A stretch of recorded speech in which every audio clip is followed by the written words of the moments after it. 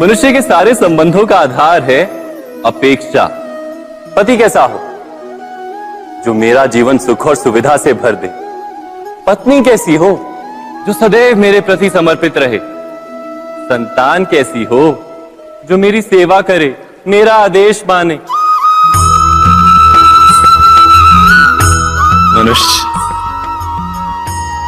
मनुष्य उसी को प्रेम भी कर पाता है जो उसकी अपेक्षा पूर्ण करता है। और अपेक्षा की तो नियति है भंग होना। कैसे? क्योंकि अपेक्षा मनुष्य के मस्तिष्क में जन्म लेती है। कोई अन्य व्यक्ति उसकी अपेक्षाओं के बारे में जान ही नहीं पाता। पूर्ण करने की प्रामाणिक इच्छा हो तब भी कोई मनुष्य किसी की अपेक्षाओं को पूर्ण नहीं कर पाता। और वहां से जन्म लेता है संघर्ष। सारे संबंध संघर्ष में परिवर्तित हो जाते। पर मनुष्य अपेक्षा को संबंध का आधार ना बनाए और स्वीकार करे केवल संबंध का आधार, तो क्या ये जीवन स्वयमेव सुख और शांति से नहीं भर जाएगा? स्वयं विचार कीजिएगा।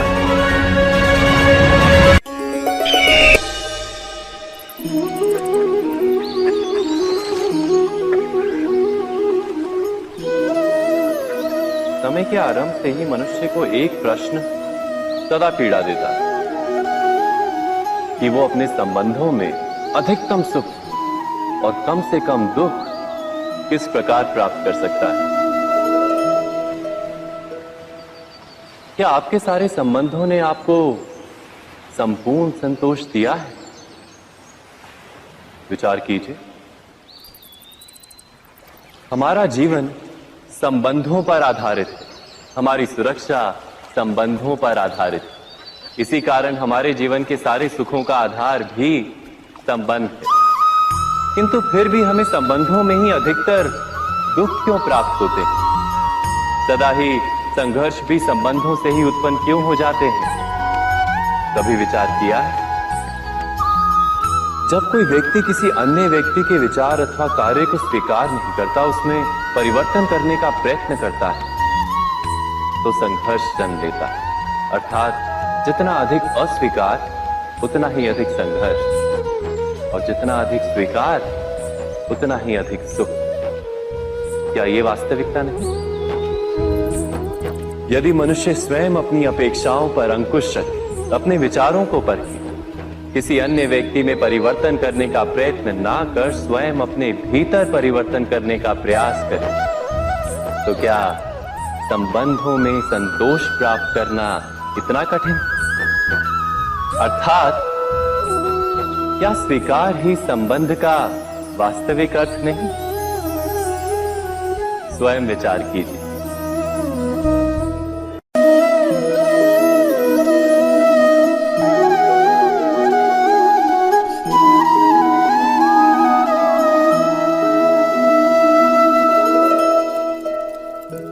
जब किसी व्यक्ति को किसी घटना में अन्याय का अनुभव होता है, तो वो घटना उसके अंतर को झकझोर देती।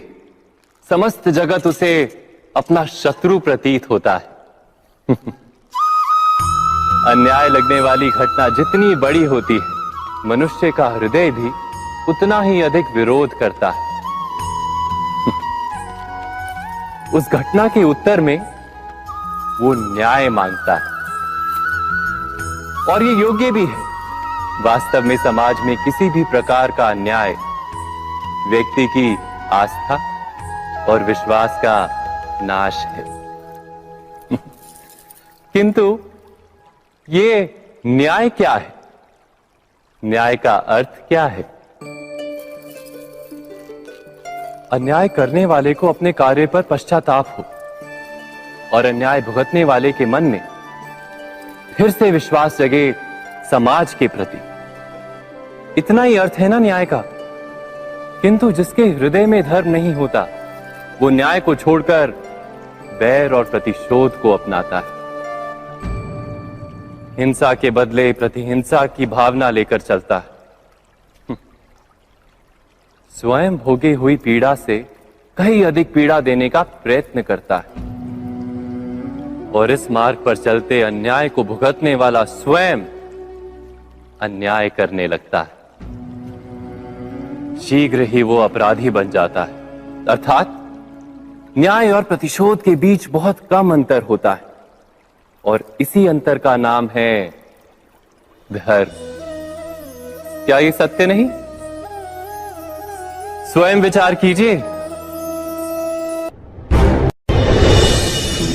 दो व्यक्ति जब निकट आते हैं तो एक दूसरे के लिए सीमाएं और मर्यादाएं निर्मित करने का प्रयत्न अवश्य करते हैं।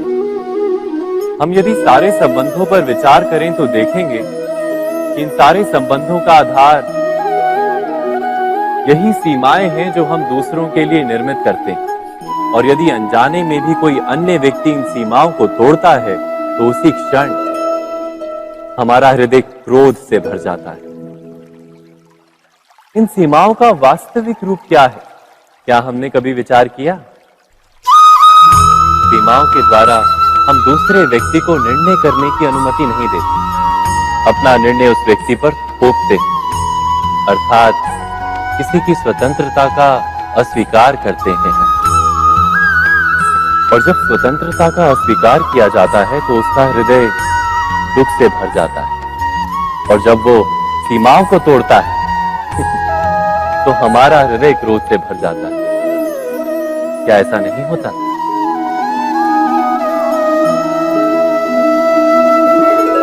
पर यदि एक दूसरे की स्वतंत्रता का सम्मान किया जाए तो किसी मर्यादाओं या सीमाओं की आवश्यकता ही नहीं होती।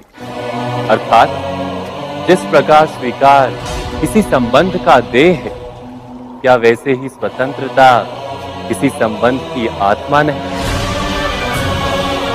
स्वयं विचार कीजिए।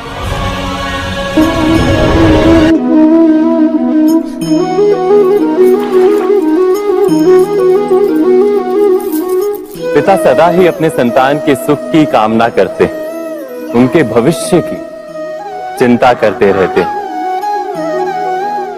इसी कारणवश सदा ही अपने संतानों के भविष्य का मार्ग स्वयं निश्चित करने का प्रयत्न करते रहते हैं। जिस मार्ग पर पिता स्वयं चला है, जिस मार्ग के कंकर पत्थर को स्वयं देखा है, मार्ग की छाया, मार्ग की धूप को स्वयं जाना है, उसी मार्ग पर उसका पुत्र भी चले, यही इच्छा रहती है हर पिता की। निसंदेह उत्तम भावना है ये, किंतु 3 प्रश्नों के ऊपर विचार करना हम भूल ही जाते हैं। कौन से प्रश्न? प्रथम प्रश्न, क्या समय के साथ प्रत्येक मार्ग बदल नहीं जाते? क्या समय सदा ही नई चुनौतियों को लेकर नहीं आता?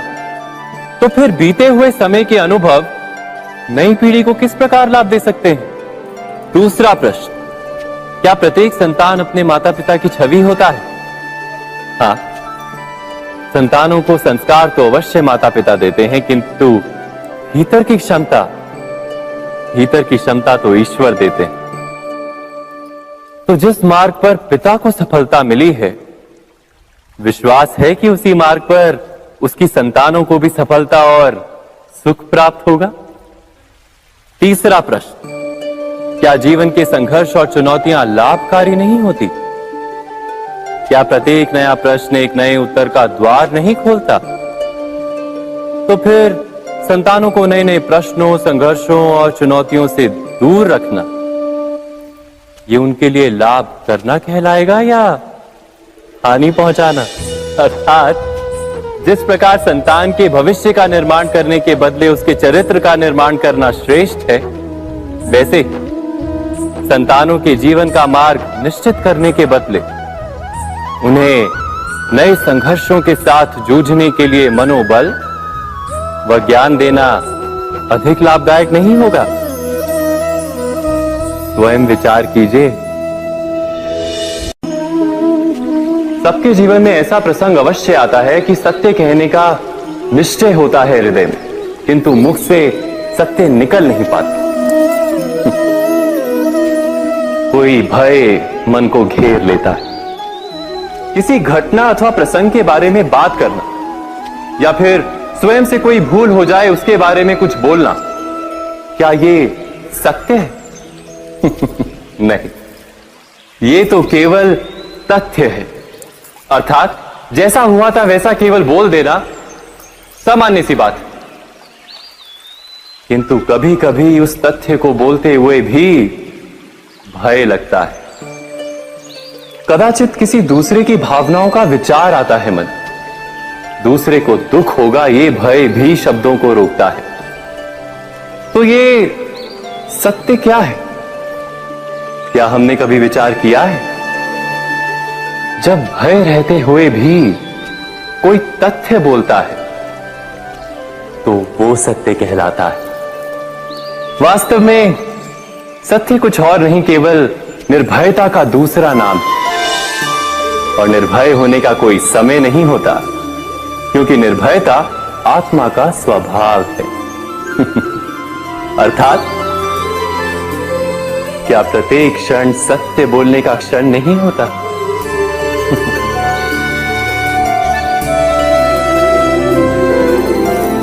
स्वयं विचार कीजिए।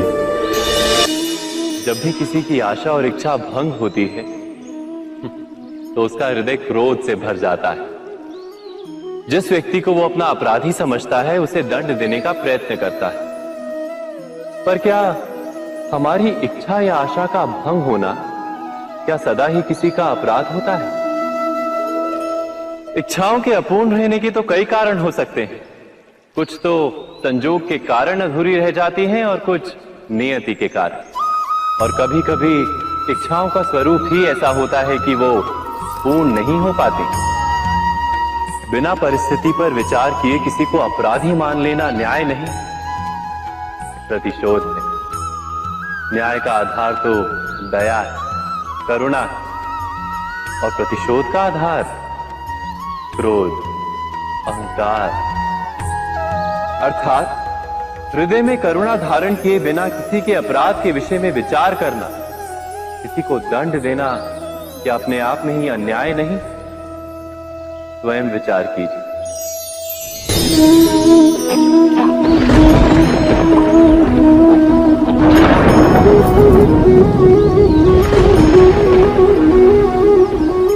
सपनों और पूर्वाभासों के आधार पर हम भविष्य के सुख दुख की कल्पना करते हैं। भविष्य के दुख का कारण दूर करने के लिए हम आज योजना बनाते हैं। किंतु कल के संकट को आज निर्मूल करने से हमें लाभ मिलता है या हानि पहुंचती है? ये प्रश्न हम कभी नहीं करते। सत्य तो ये है कि संकट और उसका निवारण साथ जन से, व्यक्ति के लिए भी और सृष्टि के लिए भी। नहीं, आप अपने भूतकाल का स्मरण कीजिए, इतिहास को देखिए।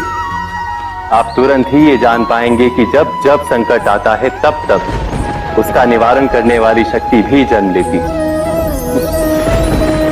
यही तो जगत का चलन है। वस्तुतः संकट ही शक्ति के जन्म का कारण है। प्रत्येक व्यक्ति जब संकट से निकलता है तो एक पद आगे बढ़ा होता है, अधिक चमकता है, आत्मविश्वास से अधिक भरा होता है, न केवल अपने लिए अपितु विश्व के लिए भी। क्या ये सत्य नहीं? वास्तव में संकट का जन्म है एक अवसर का जन्म, अपने आप को बदलने का, अपने विचारों को ऊंचाई पर करने का अवसर, अपनी आत्मा को बलवान और ज्ञान मंडित बनाने का अवसर। जो ये कर पाता है उसे कोई संकट नहीं होता, किंतु जो ये नहीं कर पाता वो तो स्वयं एक संकट है विश्व के लिए। विचार कीजिए।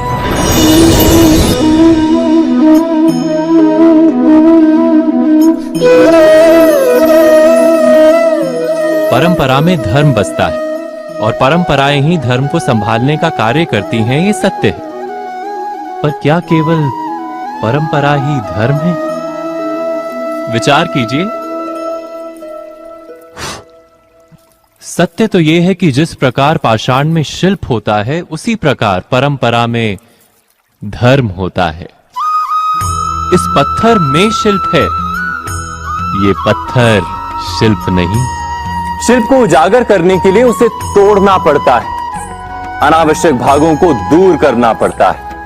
ठीक उसी प्रकार परंपराओं में धर्म ढूंढना पड़ता है। जिस प्रकार इंद्र पूजा की परंपरा को तोड़कर गोवर्धन पूजा का धर्म ना ढूंढा जाता, तो यादवों को उनकी मुक्ति का मार्ग नहीं मिल पाता।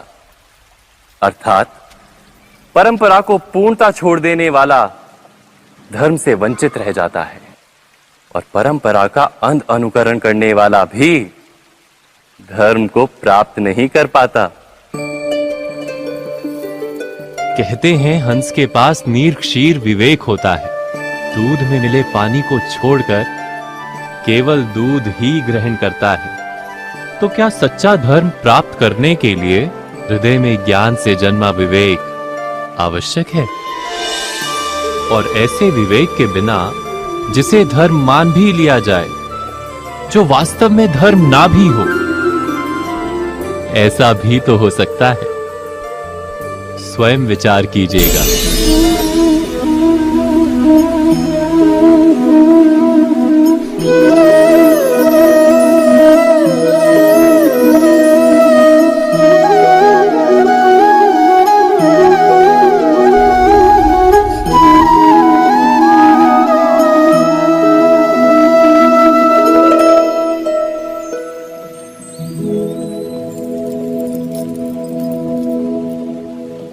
भविष्य के आधार पर सब आज का निर्णय लेना चाहते हैं।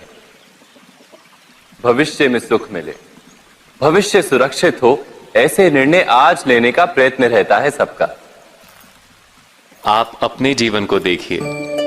क्या आपके अधिकतर निर्णय के पीछे भविष्य का विचार नहीं होता? और हो भी क्यों ना, अपने जीवन को सरल और सुखमय बनाने का प्रयत्न करने का अधिकार सबका है। पर भविष्य तो कोई नहीं जानता, केवल कल्पना ही की जा सकती है। तो जीवन के सारे महत्वपूर्ण निर्णय कल्पनाओं के आधार पर ही करते हैं हम। क्या निर्णय करने का कोई तीसरा मार्ग हो सकता है? विचार कीजिए। सारे सुखों का आधार धर्म है, और वो धर्म मनुष्य के हृदय में बसता है। तो प्रत्येक निर्णय से पूर्व स्वयं अपने हृदय से ये प्रश्न अवश्य पूछ लेना कि ये निर्णय स्वार्थ से जन्मा है या धर्म से। क्या इतना पर्याप्त नहीं? भविष्य के बदले धर्म का विचार करने से क्या भविष्य अधिक सुखपूर्ण नहीं होगा? स्वयं विचार कीजिए। व्यक्ति को जब उसके अपराध का दंड मिलता है, तब कभी कभी उस न्याय को देखकर मन कचोटता है। प्रश्न उठता है हृदय में कि जब वो अपराध हुआ था, तब व्यक्ति भिन्न था। उसके पश्चात उसने इतने पश्चाताप किए, स्वयं में इतना परिवर्तन किया, फिर उसे दंड क्यों मिले? पर जहां आघात होता है, वहां प्रत्याघात भी होता है। जैसा कर्म वैसा फल। यदि किसी को प्रेम दोगे तो सुख प्राप्त होगा, यदि किसी की हत्या करोगे तो मृत्यु दंड मिलेगा। जैसा कार्य वैसा ही न्याय। तो फिर प्रायश्चित और पश्चाताप का कोई मूल्य नहीं है? अवश्य है मूल्य। प्रायश्चित और पश्चाताप मनुष्य की आत्मा को बलवान करता है। आने वाले दंड को स्वीकार करने के लिए मनुष्य को तैयार करता है। अर्थात बिना प्रायश्चित के दंड स्वीकार करने का कोई मूल्य है? स्वयं विचार कीजिए।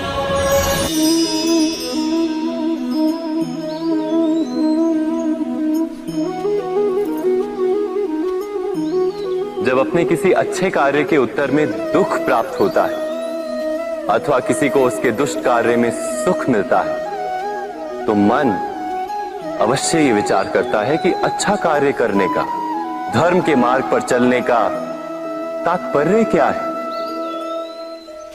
पर दुष्ट आत्मा को क्या प्राप्त होता है ये भी देखिए। दुष्टता करने वाला हृदय सदा चंचल रहता है, अकुलाता रहता है। मन में सदा नए नए संघर्ष उत्पन्न होते हैं। अविश्वास उसे जीवन भर दौड़ाता है। क्या ये सुख है? जबकि धर्म पे चलने वाले, अच्छा कार्य करने वाले, सच्चरित्र व्यक्ति का हृदय शांत रहता है। परिस्थितियां उसके जीवन के सुख में बाधा नहीं बनती। समाज में सम्मान और मन में संतोष रहता है सदा। अर्थात अच्छा बर्ताव भविष्य में किसी सुख का मार्ग नहीं, अच्छा बर्ताव स्वयं सुख, अथवा बुरा बर्ताव भविष्य में किसी दुख का मार्ग नहीं। अधर्म उसी क्षण दुख उत्पन्न करता है। धर्म से सुख नहीं, धर्म स्वयं।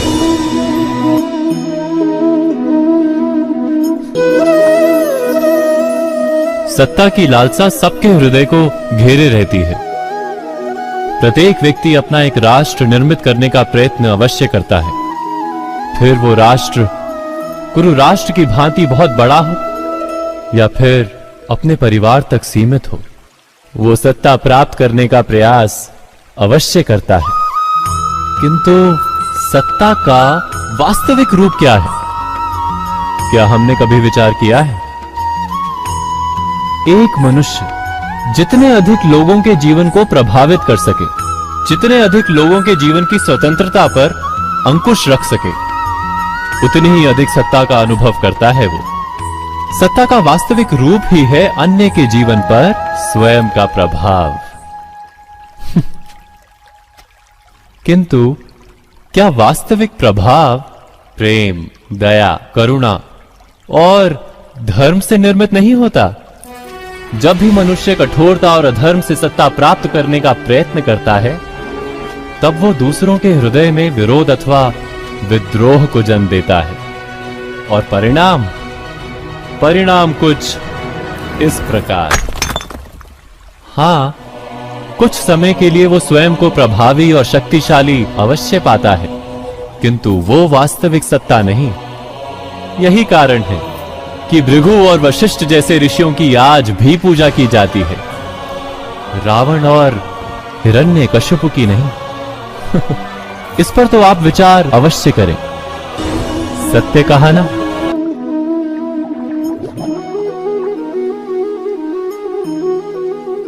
इस संसार में आने वाला प्रत्येक बालक संपूर्णतः संस्कार रहित होता है।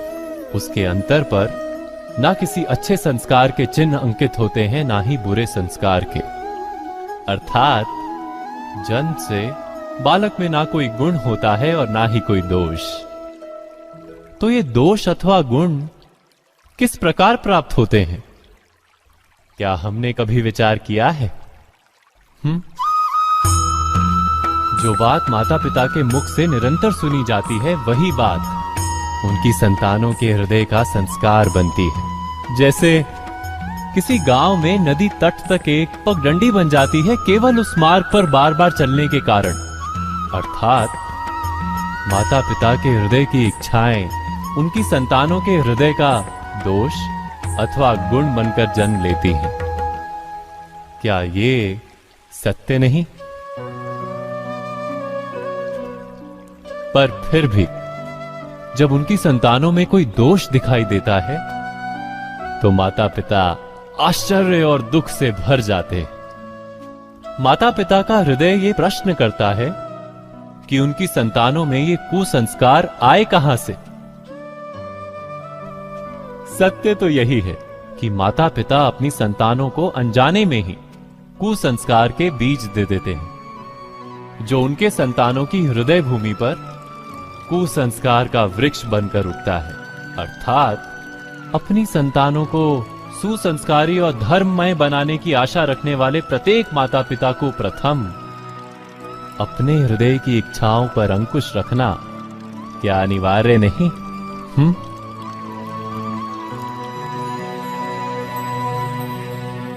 प्रत्येक माता पिता इस पर